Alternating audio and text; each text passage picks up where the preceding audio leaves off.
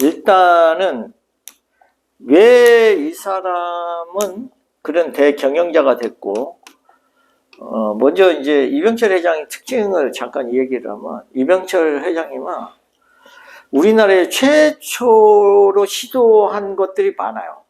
최초. 그래서 뭐 지주제 같은 것도 처음 시도했고, 또 그러니까 사원을 뽑을 때 시험을 통해서 사원을 뽑는 것도 가장 먼저 시행했어요. 그리고 이제 제조업도 이분이 가장 먼저 시작했습니다. 그게 설탕이었는데, 그 옛날에는 설탕이 다 수입이었어요.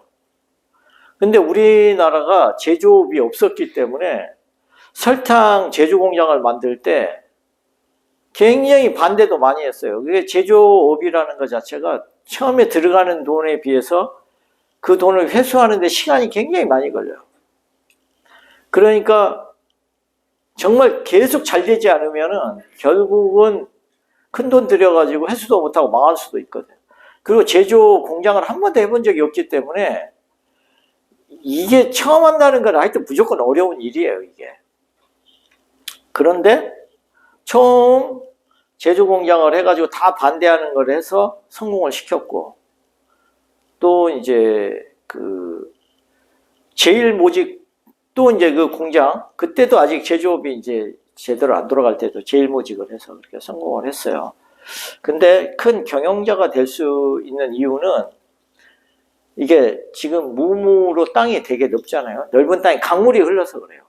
그러니까. 근데 여기서 이렇게 신금이 금생수를 식신생재를 해주잖아요. 근데 여기 인이 인신충이 있단 말이에요. 근데 이 인신충이 오히려 금생수를 더 잘하게 해요. 이렇게 적당하게 충동을 시켜서.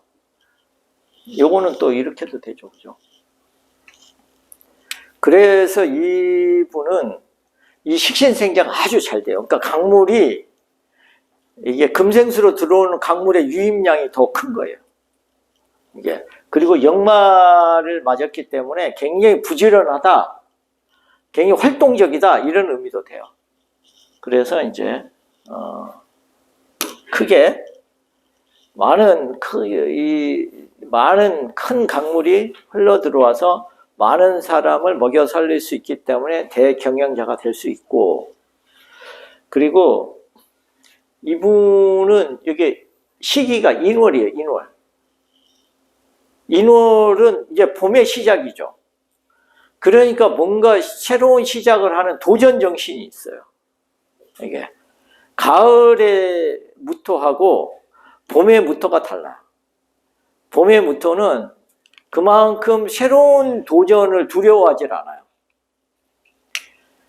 이분이 반도체 할 때도 사실은 일본 애들이 웃었어요. 반도체 한다고 그러니까. 뭐 텔레비전이나 만들려는 애들이 무슨 반도체냐, 트랜지스터 같은 거 만드는 거랑 그게 같은 건 줄 아냐. 그 성공 가능성도 뭐 전문가들 의견으로 뭐 거의 없었죠. 근데 이분이 이게 술, 신 이런 것들이 다 전기하고 관련이 있어요. 전기전자. 이게 술은 전기 박스잖아요. 그리고 신도 전기하고 좀 관련이 있어요. 이게 이제 하늘에서 밑으로 내려 꽂는 기운은 번개거든. 그죠? 그 하늘에서 땅으로 지상으로 이게 수직으로 내려 꽂는 게 번개잖아요. 저게 만약에 피뢰침이다. 그래도 마찬가지예요. 전기를 받아들이는 도구니까. 그래서 이제 이게 전기하고도 관련이 있는데, 사주에도 화가 없죠. 사주에 화가 없잖아요. 그렇기 때문에 이 전기전자에 대한 거를 또 좋아도 했지만 이런 글자를 많이 갖고 있었고, 그래서 이분이 그거에 대한 정말 오늘날의 삼성은 정말 그 반도체 그거를 밀어붙인 결과입니다. 근데 그때 만약에 그거 실패했으면요, 삼성은 진짜 존재할 수가 없어요. 그 정도로 거기에다가 많이 쏟아부었어요. 만약에 그거 실패했다면 삼성은 뭐 중소기업으로 전락했을 거예요. 그 정도로 절체절명의 순간에도 결단을 내려가지고 정말 가능성이 없다고 그럴 때 그렇게 과감한 결정을 내린 거고, 또 그 나이에도 그 모험을 감행했다는 거는 그건 대단한 거예요. 그거는 아무나 할 수 없어. 그래서 이제 새로운 분야에 이제 도전한 거는 화가 없다는 거는요. 화가 없는 거는 새로 시작을 해야 돼. 화는 문명의 의미가 있기 때문에 화가 없다는 거는 아직 비문명이고 미개척이고 이런 속성이 있어요. 근데 자기가 가장 먼저 그 빛을 밝혀야 된, 빛으로 밝힌다는 것 자체가 처음 시작하는 건 똑같아요. 그게.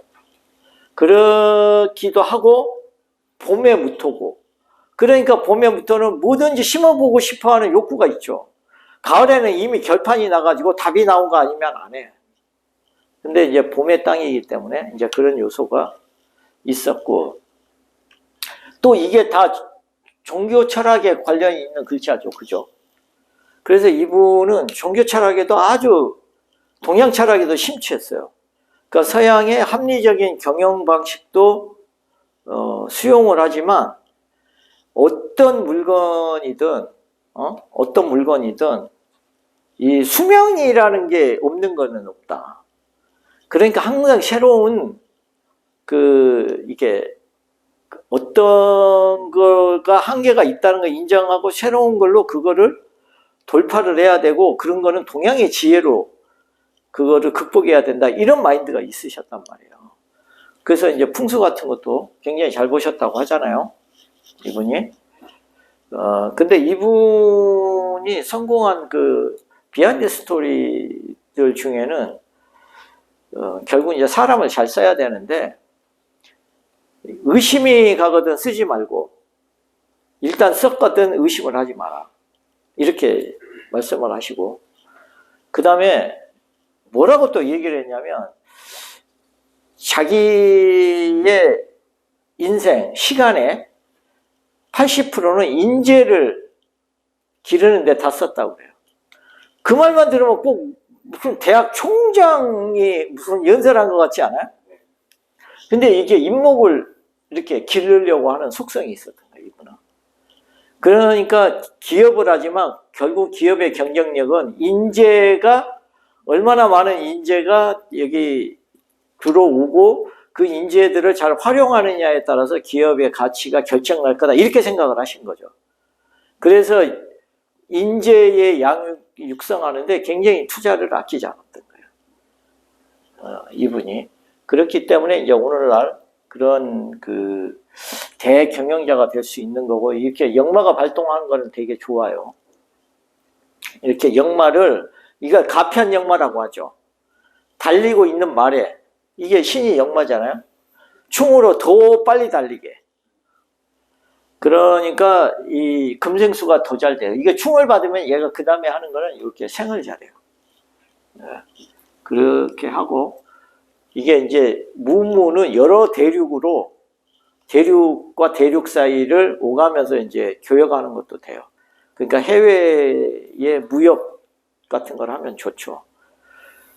이분 같은 경우에는